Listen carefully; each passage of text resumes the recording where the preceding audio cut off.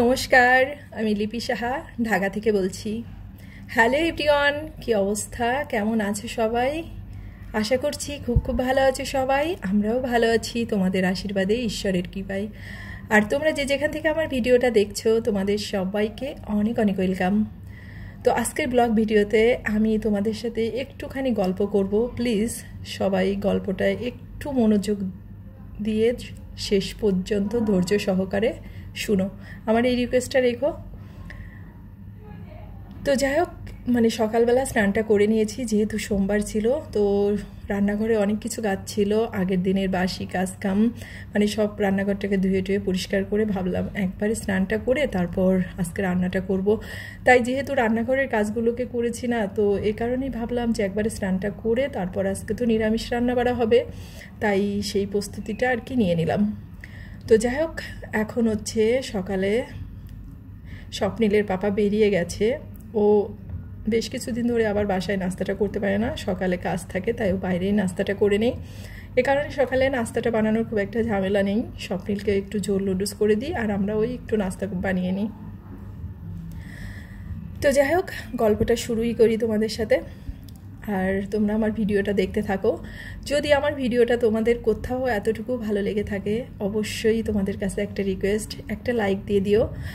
আর যারা নতুন আছো, আজই আমার ভিডিওটা দেখছো, যদি কোথাও এতটুকু ভালো লেগে থাকে অবশ্যই চ্যানেলটাকে সাবস্ক্রাইব করে আমার পাশে থেকো। তো আমাদের তো সবারই কম বেশি বন্ধু হয়, তাই না? কারণ জীবনটা তো আর ছোটো নাই। এই জীবনের অনেকগুলো দিন, অনেকগুলো মাস, অনেকগুলো বছর আমরা পেরিয়ে আসি, আর তার মাঝে না অনেক ধরনের বন্ধু হয় আমাদের। তো অনেক রকমের বন্ধু বা অনেক ধরনের বন্ধুর কথা তোমরা হয়তো জেনেছো, কিন্তু আজকে তোমরা শুনে অবাক হবে। এই ধরনের বন্ধু তো আমি কখনোই কোনোদিনও শুনিনি, তবে তোমরাও অবাক হয়ে যাবে এই কথাটা শুনে। একটা এলাকাতে 3 জন বন্ধু ছিল। তো 3 জন বন্ধু নাকি একজন অপরজনকে প্রতিজ্ঞা করেছিল যে যখন 3 বন্ধুর মধ্যে কেউ প্রথম বিয়েটা করবে, তখন তার ওয়াইফের সাথে তারা 3 জনই বাসর করবে। তো যে কথা সেই কাজ। সেই 3 বন্ধুর মধ্যে একজন বন্ধু প্রথম বিয়ে করলো,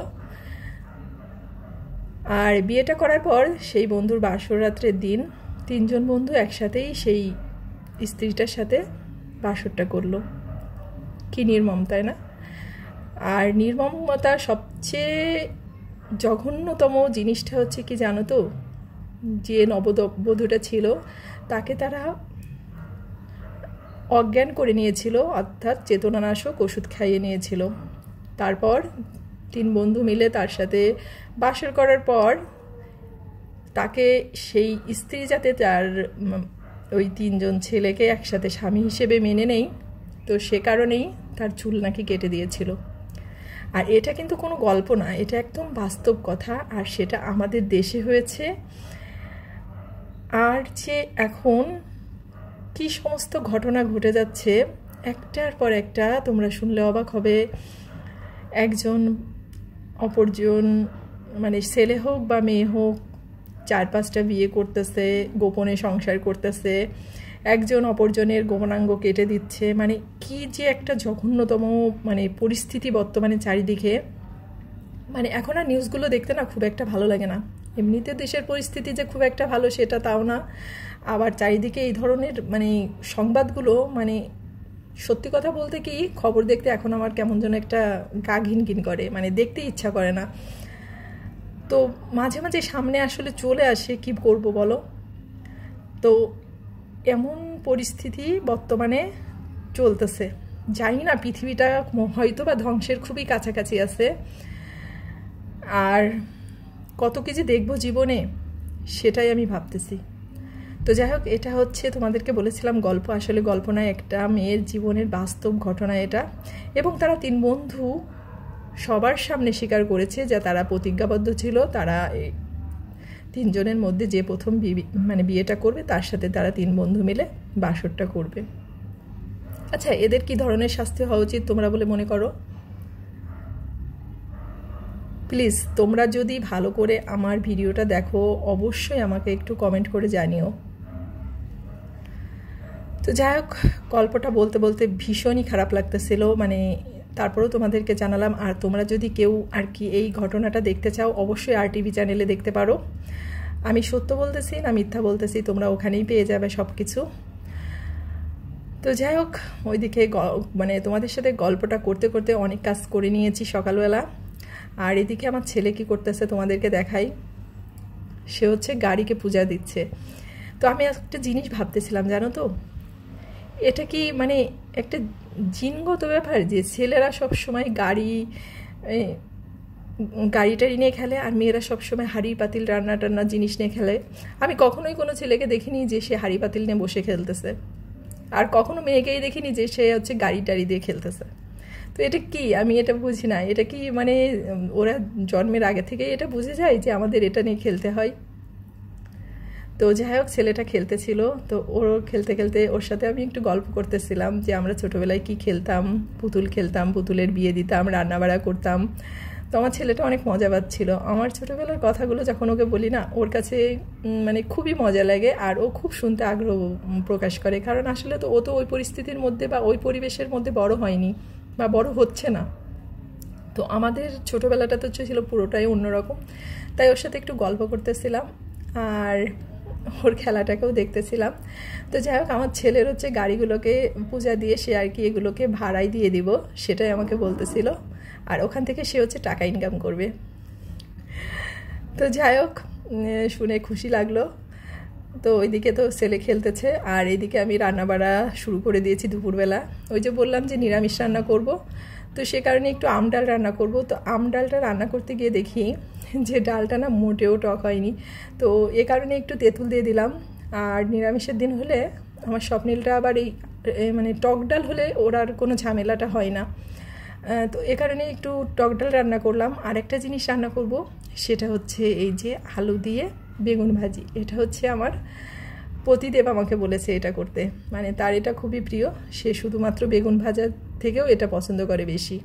তো এটা আমরা খেয়েছিলাম একবার এক জায়গায় একটা মন্দিরে। তো সেখানে গিয়েছিলাম। তো দুপুরে আমরা সেখান থেকে একটু প্রসাদ খেয়েছিলাম। তো সেই সাদা অন্নের সাথে এই আইটেমটা ছিল আর কি। তো এটা হচ্ছে কালি জিরা আর কাঁচামরিচটা তেলের উপরে ফোড়ন দিয়ে দিয়েছি। আর এই যে ছোট ছোট করে যে আলুগুলোকে কেটে নিয়েছি, এগুলোকে এখন ভালো করে আর কি ভেজে নিব। তো ভয়েস ওভারটা দিতে দিতে তোমরা অনেক সাউন্ড পাবে, তো আমি বুঝতে পারছি। কিন্তু কি করব, আমার আসলে আজকে এত তাড়াতাড়িভাবে ভয়েস ওভারটা দিচ্ছি, হাতে একদমই সময় নেই। ছেলেকে নিয়ে কোচিংয়ে বেরিয়ে যাব। তো সে কারণেই আমি জানি ভুল ত্রুটি হচ্ছে। তারপর তোমাদের কাছে রিকোয়েস্টটা থাকবে সবাই একটু ক্ষমা সুন্দর দৃষ্টিতে দেখবে। তো এই আলুটাকে আর কি ভালো করে একটু ভাজা ভাজা করে তারপরে বেগুনটা দিয়ে দেবো, কারণ বেগুনটা ভাজা হতে খুব বেশি সময় লাগে না। তো এই কারণে আলুটাকে আগে থেকে একটু ভালো করে ভাজা ভাজা করে নিতে হবে। তো আমাদের মেয়েদের কিন্তু বাবার পরেই স্বামী হচ্ছে তার হচ্ছে সবচেয়ে বড় হচ্ছে নিরাপত্তার জায়গা, তাই না? তো এখন হচ্ছে সেই নিরাপত্তার জায়গাটুকু এখন অনেক বড় হুমকির সম্মুখীন। সবার ক্ষেত্রে না, সবাই একরকম হয় না, সেটাও আমি জানি। তবে কিছু কিছু পুরুষের ক্ষেত্রে। তো যাই হোক, আর কিছু বলার নেই। ঈশ্বরের কাছে প্রার্থনা করি ঈশ্বর যেন সবাইকে একটু সুবুদ্ধি দেই। তো এদিকে হচ্ছে আলুটা তো ভাজা ভাজা করে নিয়েছি, তার ভিতরে একটু ওই যে বেগুনটা কেটে রেখেছিলাম ছোটো ছোটো করে, ওটাকে দিয়ে আর একটু লবণ হলুদ দিয়ে দিলাম, কারণ বেগুনে তো একটু এক্সট্রা লবণ লাগে। তো সে কারণেই এটাকে দিয়ে এখন আস্তে আস্তে সুন্দর করে ভাজা করে নেব। কেউ যদি খেতে চাও এভাবে একবার ভাজা করে দেখতে পারো, আমার মনে হয় বেশ ভালো লাগবে খেতে। তো এখন এর পাশে হচ্ছে এই যে বেগুনটা ভাজতে দিয়েছি আর ছেলেকে জন্য একটু ঝোল নুডলস করে দিচ্ছি, মানে ও সকালে সেভাবে নাস্তাটা কিছু খায়নি। তো ওর এই ঝোল নুডলসটা হচ্ছে একটু শক্ত শক্ত থাকতে হবে, নরম হলে হবে না। আর নুডলসটা ঠান্ডা হওয়ার পরে তারপর হচ্ছে মশলাটাকে দিতে হবে। তার হচ্ছে এটাই হচ্ছে ঝোল নুডলস রান্না করার রেসিপি। আর এর মধ্যে ডিম বা অন্য কোনো কিছুই আর কি দেওয়া যাবে না। তো এদিকে নুডলসটা হতে হতে আমার পাশেই বেগুন আর আলু ভাজাটা হয়ে গেছে। এখন এটাকে নামিয়ে তারপর হচ্ছে এই যে ডাল ভিজিয়ে রেখেছিলাম, তো ডালের বড়া করে আলু দিয়ে আর কি রান্না করব, ছোটো আলু দিয়ে। তো একটু বেশি পরিমাণে তেলটা হয়েছে, একটু তেল তেল হলেই ভালো হয় এই ধরনের ভাজির ক্ষেত্রে, মানে ভাতটা মাখালে যাতে ভাতের সাথে তেলটা মেখে যায়, মানে মাখা মাখা হয়। তো এদিকে বড়াগুলোকেও ভেজে নিয়েছি, এখন আলুগুলোকেও ভেজে নিয়েছি, আর যা মশলা দরকার ছিল সব কিছু আর কি বেটে নিয়েছি।